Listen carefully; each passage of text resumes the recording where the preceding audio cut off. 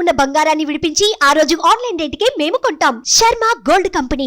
నమస్తే, మీరు చూస్తున్న సుమన్ టీవీ. నేను మీ కీర్తి. సెప్టెంబర్ 16 తారీఖు నుంచి 30 తారీఖు వరకు ఏ రాశుల వారికి ఏ విధంగా ఉండబోతుందో మనకు తెలియజేయడానికి ప్రముఖ ఆస్ట్రాలజర్ బ్రహ్మశ్రీ నందిబట్ల శ్రీహరి శర్మ గురువు గారు ఉన్నారు. నమస్తే గురుగారు. వాగర్థావివ సంపృక్తౌ వాగర్థ ప్రతిపత్తయే జగదః పితరౌ వందే పార్వతీ పరమేశ్వరౌ. ఆదిత్యాయ చ సోమాయ మంగళాయ బుధాయ చ గురు శుక్ర శనిభ్యశ్చ రాహవే కేతవే నమః. శృంగేరి జగద్గురు పీఠాధిపతులకి, కంచి పీఠాధిపతులకి నమస్కారములు తెలియజేసుకుంటూ కార్యక్రమాన్ని ప్రారంభిద్దాం. గురుగారు, ఇది వరకు మనం సెప్టెంబర్ 16 తారీఖు నుంచి 30 తారీఖు వరకు సింహరాశి వారికి ఎలాంటి లాభ నష్టాలు ఉంటాయో తెలియజేశారు. అయితే ఈ రోజు కన్య రాశి వారికి ఎలా ఉంటుందో తెలియజేయగలరు? సెప్టెంబర్ 16వ తారీఖు నుంచి 30వ తారీఖు వరకు కన్యా రాశి వారికి ఏ విధంగా ఉండబోతుందో తెలుసుకునే ముందు గ్రహ సంచారం తెలుసుకుందాం. రాశిలోనే రవి, కేతువులు, అలాగే 2వ స్థానంలో శుక్రుడు, 6వ స్థానంలో శని వక్రీకరించి, 7వ స్థానంలో రాహువు, అలాగే 9వ స్థానంలో గురువు, 10వ స్థానంలో కుజుడు, 12వ ఇంట బుధుడు. ఇక్కడ ప్రధానంగా 20వ తారీఖు తర్వాత గ్రహాలు, మేజర్ ప్లానెట్స్ శుక్రుడు, బుధుడు అనేటువంటివి గ్రహ మార్పు జరగబోతున్నాయి. తద్వారా ఈ యొక్క కన్యా రాశి వారికి జీవితంలో సెప్టెంబర్ 16వ తారీఖు తర్వాత అనూహ్యమైనటువంటి మార్పులు ఈ సెప్టెంబర్ 16వ తారీఖు తర్వాత ఏర్పడబోతున్నాయి. కాబట్టి ఒక రకంగా చెప్పాలి అంటే అదృష్టవంతులని చెప్పవచ్చు ఈ యొక్క కన్యా రాశి వారు. గతంలో ఇబ్బంది పడినటువంటి సమస్యలు ఏవైతే ఉన్నాయో ఆ సమస్యలకి పరిష్కారం దిశగా మీకు కొన్ని అడుగులు ముందుకు కదులుతాయి. తద్వారా దైవబలం పెరుగుతుంది. అనుకున్నటువంటి కార్యక్రమాల్లో ముందుకు వెళతారని చెప్పవచ్చు. ముఖ్యంగా రియల్ ఎస్టేట్ రంగంలో ఉన్నటువంటి వారికి అద్భుతమైనటువంటి అవకాశము ఇక భవిష్యత్తు మీదేగా ఉండబోతుంది. ఎందుకంటే అక్టోబర్ 18వ తారీఖు నుంచి కుజుడు లాభస్థానంలో ఈ యొక్క స్తంభన యోగంలో ఉండడం, అత్యంత యోగప్రదుడుగా మారడము, భూగృహ వసతులు లేనటువంటి వారికి భూగృహ వసతులు దొరికే విధంగా మీకు అడుగులు మీ ముందుకు పడడం, తద్వారా మీ జీవితంలో అనుకున్నటువంటిది, ఎన్నాళ్ళ నుంచో గృహం రాలేదు, అలాగే ఒక మంచి స్థలం ఉంటే బాగుండు, లేదా ఒక మంచి వాహనం ఉంటే బాగుండు, లేదా ఇలా అనేక రకాలైనటువంటి ఆలోచనతో ఉన్నటువంటి వాళ్ళకి మంచి స్థిర ఆస్తి ప్రాప్తి, ఫిక్స్డ్ అసెట్స్ అనేటివి మీకు కలుగుతాయి. ముఖ్యంగా ఈ యొక్క సంబంధించినటువంటి భవిష్యత్ ఆశాజనకంగా ఉండబోతుంది. కాబట్టి కన్యా రాశి వాళ్ళు చాలా ఆనందంగా మీ యొక్క ప్రయత్నాన్ని ఆత్మవిశ్వాసంతో ముందడుగు వేసినట్లయితే చాలా మంచి జీవితం పొందుతారని చెప్పవచ్చు. అయితే విద్యార్థులకి సంబంధించి చూసుకున్నట్లయితే ఇక్కడ కొంత గడ్డు కాలంగా చెప్పబడుతుంది. విద్యార్థులకి చేసేటువంటి ప్రయత్నాల్లో కొన్ని ఆటంకాలు వచ్చేటువంటి అవకాశాలు ఎక్కువగా గోచరమవుతున్నాయని చెప్పవచ్చు. ముఖ్యంగా ఈ యొక్క ఫుడ్కి సంబంధించినటువంటి వ్యాపారస్తులకి అనుకూలవంతమైనటువంటి జీవితం, ఏ విధంగానైనా రెస్టారెంట్స్, అలాగే హోటల్స్ మరియు విద్యాలయాలు, అలాగే ఈ సంబంధించినటువంటి తీర్థయాత్రలకు సంబంధించినటువంటి బస్సులు నడిపే వాళ్ళు కావచ్చు, పూజా సామాగ్రి వాళ్ళు కావచ్చు, జ్యువెలరీ రంగంలో ఉన్నటువంటి వాళ్ళు కావచ్చు, హోటల్ ఇండస్ట్రీలో ఉన్నటువంటి వాళ్ళు కావచ్చు, పెట్టుబడులు పెట్టడానికి లేదా వ్యాపార విస్తరణ చేయడానికి కొంత సమయం ఆలోచించి చేయండి. ఎందుకంటే ఇప్పుడున్నటువంటి సమయం కంటే భవిష్యత్ అనేటువంటిది ఆనందదాయకంగా ఉండబోతుంది. తద్వారా మీకు అన్ని మంచి శుభ ఫలితాలు జరిగేటువంటి అవకాశాలు గోచరమవుతున్నాయి. ఇక అన్నిటికంటే ప్రధానంగా కుటుంబ సమస్యలు తీరిపోయి ఆనందకరమైనటువంటి జీవితం పొందే అవకాశం ఈ యొక్క కన్యా రాశి వారికి ఏర్పడబోతుంది. కాబట్టి 22వ తారీఖు తర్వాత కుటుంబంలో ఉన్నటువంటి కలతలన్నీ తొలగిపోయి ఒక అండర్స్టాండింగ్ లెవెల్కి వచ్చే అవకాశాలు ఎక్కువగా ఉన్నాయని చెప్పవచ్చు. ఇక ప్రధానంగా శక్తికి మించి పనిచేయాల్సినటువంటి పరిస్థితి వస్తుంది. సామర్థ్యానికి మించి పనిచేయాలి.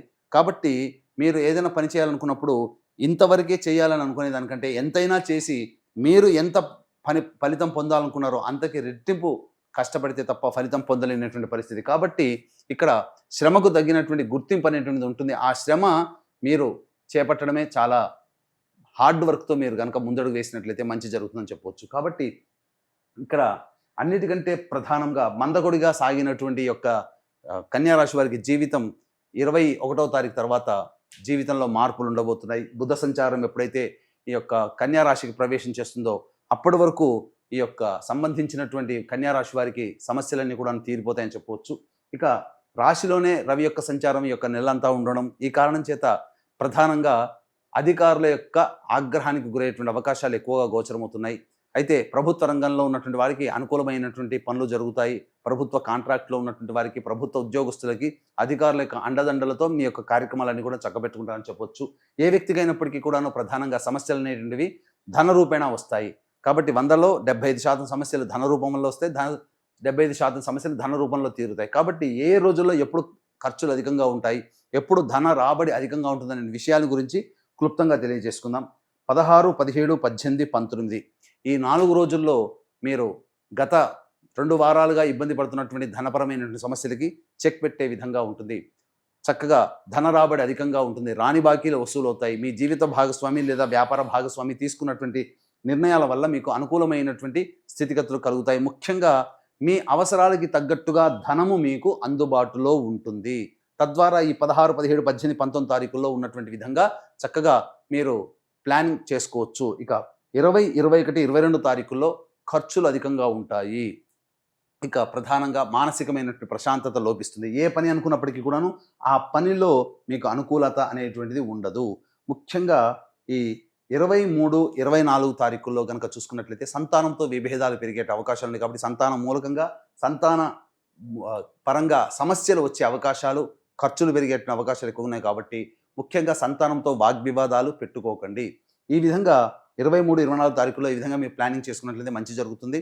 అలాగే తీసుకునేటువంటి నిర్ణయాలు ఆలస్యంగానే మొదలవుతాయి, ఆలస్యంగానే పూర్తవుతాయనే విషయాన్ని ఈ యొక్క 23, 24 తారీఖుల్లో మీరు గమనించవచ్చు.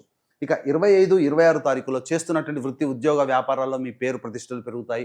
అధికారుల యొక్క అండదండలతో మీ యొక్క పనులని చక్కబెట్టుకుంటారు. మిమ్మల్ని ఒక కాపు కాస్తారు. మీ సమస్యల్ని, మీ తప్పుల్ని ప్రచారం కాకుండా మీ అధికారులే మీకు అండగా ఉంటారని చెప్పవచ్చు. ముఖ్యంగా నిరుద్యోగస్తులకి 25, 26 తారీఖుల్లో ఉద్యోగము లభించే అవకాశాలు, మంచి వార్త వింటారు.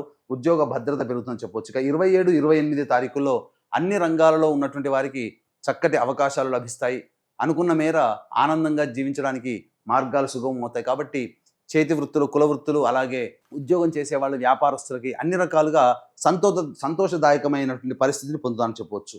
ఇక 29, 30 తారీఖుల్లో కనుక గమనించుకున్నట్లయితే ప్రధానంగా అనవసరమైనటువంటి ఖర్చులు పెరిగే అవకాశం ఉంటుంది. అలాగే నర సంబంధమైనటువంటి ఇబ్బందులు, అనగా తీవ్రమైనటువంటి తలపోటు కానీ, లేకపోతే ఎక్కువగా ఆలోచన చేసి కంటికి సంబంధించినటువంటి ఇబ్బందులు కానీ ఏర్పడే అవకాశాలు ఉన్నాయి. కాబట్టి జాగ్రత్తలు పడండి.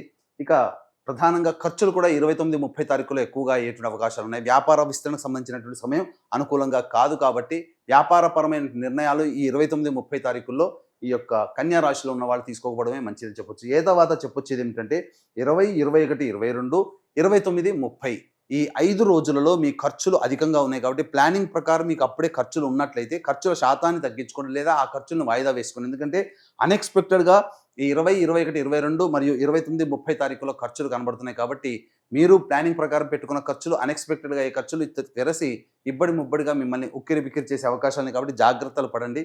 ఏది ఏమైనప్పటికీ కూడాను ప్రధానంగా ఈ 16, 17, 27, 28 ఈ రోజులలో మీకు వ్యాపారం మూలకంగా కావచ్చు, వృత్తి మూలకంగా కావచ్చు, ఉద్యోగ మూలకంగా కావచ్చు, మీకు అధిక సంతోషం కలిగించే ధనాదాయం ఉండడము, అవసరానికి తగ్గట్టుగా, ఖర్చులకి తగ్గట్టుగా మీకు డబ్బు సహకారాలు అందుబాటులో ఉండడం మంచి జరుగుతుంది. 25, 26 తారీఖుల్లో ఉద్యోగంలో ఉన్నతమైనటువంటి స్థానానికి చేరుకోవడానికి అవకాశాలు గోచరమవుతుందని చెప్పొచ్చు.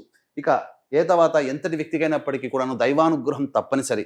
కాబట్టి ఈ యొక్క కన్యా రాశి వారికి సెప్టెంబర్ 18వ తారీఖున ఏర్పడేటువంటి ఈ యొక్క గ్రహణ దోషం కూడా ఈ కన్యా రాశి వారికి ఉంది. కాబట్టి ఎంత యోగించినప్పటికీ గ్రహణ దోష ప్రభావం కొంత ఇబ్బందికర పరిస్థితులు. కాబట్టి ఈ యొక్క కుంభమీన, మేష, మిథున, కర్కాటక, కన్య, వృశ్చిక రాశిలో జన్మించిన వారికి చంద్రగ్రహణ దోష పరిహారార్థమై చంద్రగ్రహణ దోష నివారణ హోమాలతో పాటు విద్య, వివాహ, ఉద్యోగ, దాంపత్య, అనారోగ్య సమస్యల నివారణకి 18 రకాల హోమాది కార్యక్రమాలు కేవలం పర్ హెడ్ 1,500 రూపాయలకి చేయించడం జరుగుతుంది. అవకాశం ఉన్న వాళ్ళు కార్యక్రమ తదనంతరం కాంటాక్ట్ చేసి పూర్తి వివరాలు తెలుసుకోవచ్చు.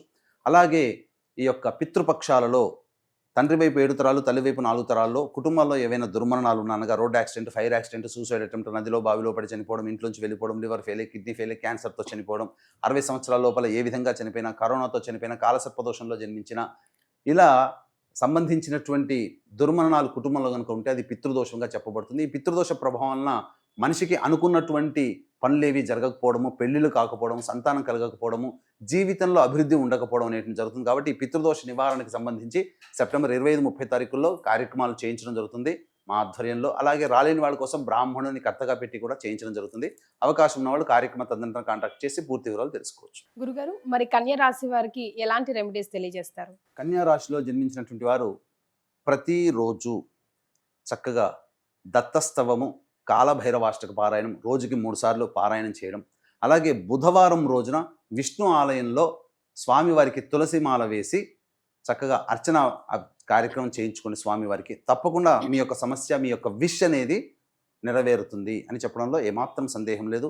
ఇవి మీ యొక్క జన్మ రాశి రీత్యా గోచారీత్యా వచ్చేటువంటి ఫలితాలు. ఇక మీ జన్మ కుండలి, జన్మించిన సమయాన్ని బట్టి జన్మ కుండలి ఒకటి ఉంటుంది. ఆ కుండలిని బట్టి మన పూర్తికాల జీవితంలో జరిగేటువంటి మంచి చెడు గురించి తెలుసుకోవచ్చు. సమస్యలు అధికంగా ఉన్నాయంటే దగ్గరలోని మంచి ఉపాసనా పరులైనటువంటి జ్యోతిష పండితుల్ని సంప్రదించి వారి సలహాలు సూచనలు పాటించినట్లయితే ఇంకా మెరుగైన ఫలితాలు మీరు పొందుతారని చెప్పవచ్చు. చాలా సంతోషం గురుగారు, ధన్యవాదాలు. సర్వం శ్రీ ఉమామహేశ్వర పరబ్రహ్మార్పణమస్తు.